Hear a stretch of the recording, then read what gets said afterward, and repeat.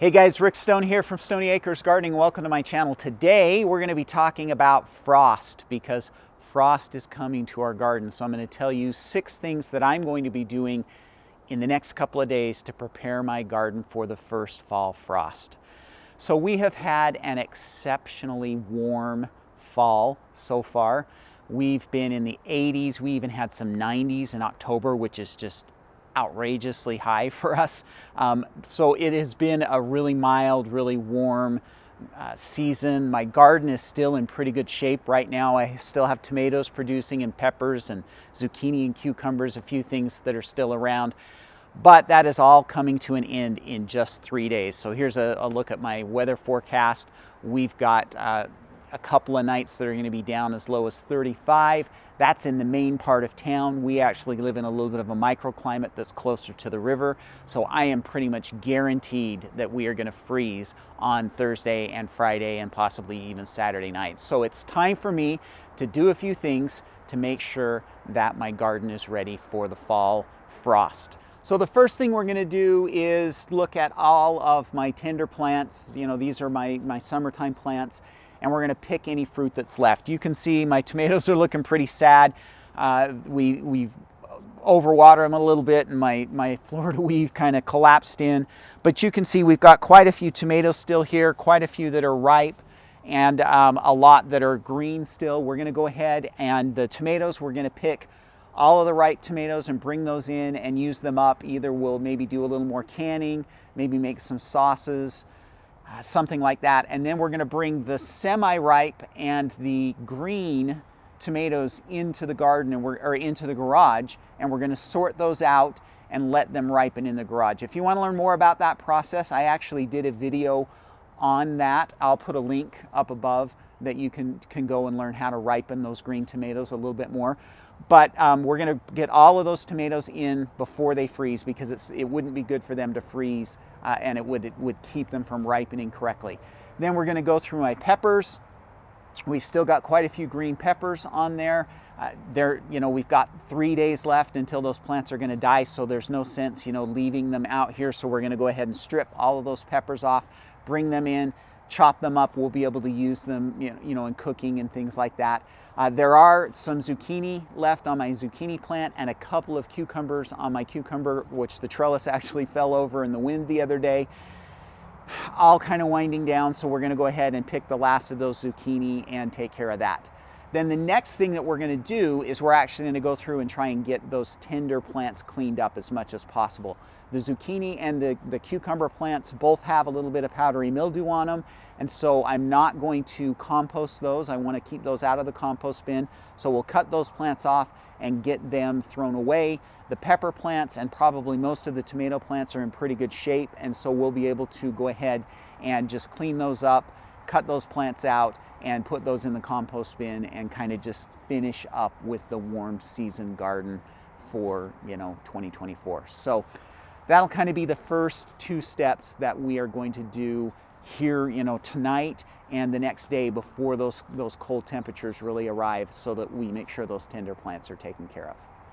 Next on our list is we want to make sure that we take care of the plants that are going to survive the frost. So I've got this big long bed here of lettuce, spinach, arugula, tatsoi, lots of different greens. There's some carrots in here. This bed is going to get a really good, long soaking one last water before that frost comes. We want to make sure that the plants are well watered, that they're in good shape. I've got some back here behind. I think you can see, back here we've got some turnips, more carrots, some beets. All of those beds, I'm going to make sure today that I get them watered really well. There is some rain in the forecast, which is always a positive, but I want to make sure that these plants are well watered.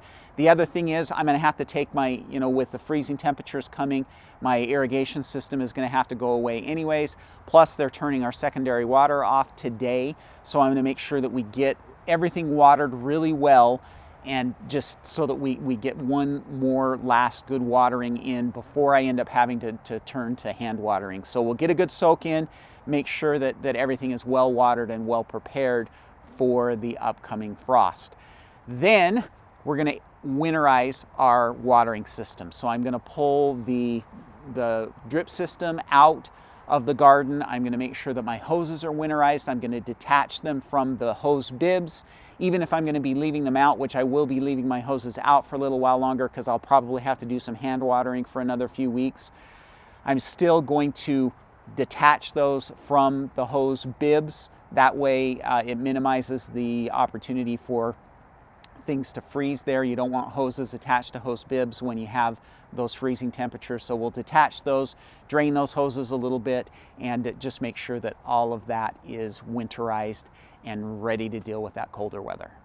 Next, and probably most important for my fall garden, is we're going to get the cold frames out. So we have 3 different cold frames that we have in our garden, and it's time to get them out. So we're actually going to put the cold frames together, set them out on top of the beds. So these just actually go right on top of the beds and set on top of the beds. That way, when the cold weather comes and we have frosty nights, I'll be able to put the cold frame lids on. That will protect those crops from the frost during the night. So we'll do that with all of our fall beds.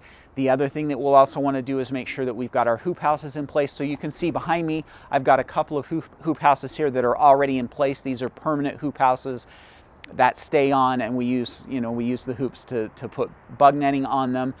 But I do have an area over here that has some lettuce and some carrots that are growing that I want to make sure those are protected. And so we're going to go ahead and get that hoop put in place. That's a kind of a more temporary hoop. We'll get that hoop put in place.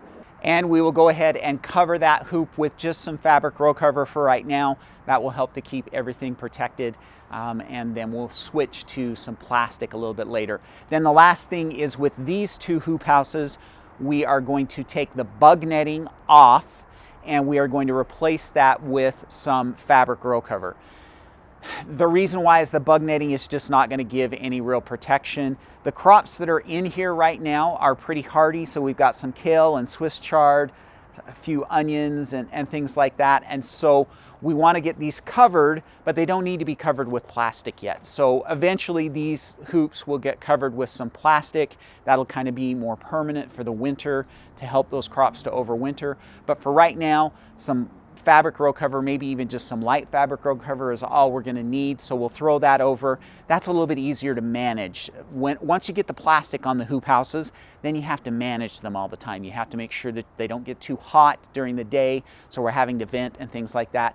With the fabric row cover, we don't need to worry about that quite as much. So we'll put the fabric row cover on now, and then a few weeks down the road when the really cold weather starts showing up, we'll go ahead and get that plastic on. So those are the 6 things that I am going to be doing out in my garden over the next day or 2 to get ready for that first frost and those first 2 or 3 really cold nights that we're going to have. That's what I'm going to be doing. One other kind of maybe bonus thing that I'm going to be doing that doesn't have anything to do with the garden but does have to do with food for us is we're going to be starting our habit of growing a weekly batch of microgreens and sprouts. So we do that all through the winter to kind of just add and supplement to what we're pulling out of the fall and winter garden. So today I will start my first batch of microgreens and a batch of sprouts, and we will have those ready in about 10 to 14 days to kind of help start supplementing the food that we will be missing from the garden to give us some good nutritious food that we're growing ourselves. So we'll be doing that as well.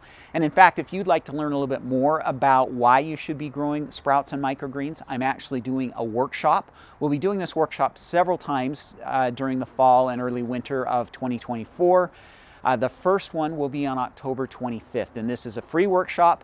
I'm going to teach you why you should be growing sprouts and microgreens in your house this winter, and teach you how easy it really is to do and what the value of having those nutritious crops is for you. So this is going to be a fun workshop. It'll be about an hour long. We'll probably do a little Q&A afterwards as well. The first one will be October 25th at 2 p.m. And then if you have missed that one, just look down in the description of this video. There's a link you can click on. That'll take you over. We're going to be doing that workshop probably 3 or 4 times between now and December. And so you can check that out and get signed up for one of those. And I'll teach you a little bit more about sprouts and microgreens, give you a little something to do during the wintertime. All right, that, my friends, is all I have for you for this week. Get your gardens ready for the frost. It's coming. If it hasn't already come for you, it's coming for us this week. So get your gardens taken care of, and that is all that I have for you for this week. So everybody have a great week. Happy gardening.